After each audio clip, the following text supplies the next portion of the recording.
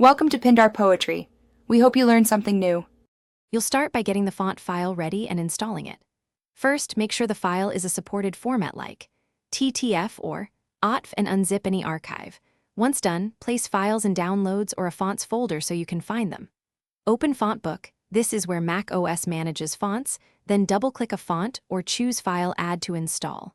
You're doing this to ensure Mac OS registers the font correctly for all apps and to prevent duplicate installs later. Now validate and organize so fonts behave predictably.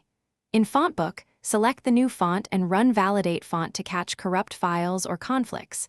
This prevents crashes in apps. Next, decide scope. Add to your user collection for personal use or install to computer if multiple users need it. Once added, check for duplicates and disable or remove older versions. Doing this reduces font fallback issues and ensures apps use the correct family and weight rather than an unexpected substitute. Finish by testing the font across applications. Open Pages, Microsoft Word, and any design apps, then select the new family. Quit and relaunch apps if it doesn't appear immediately.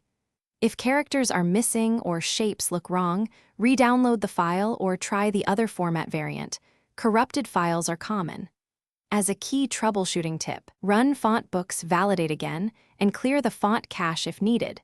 This will resolve lingering registration problems so the font displays correctly system-wide. Thanks for watching. Consider subscribing if we helped you.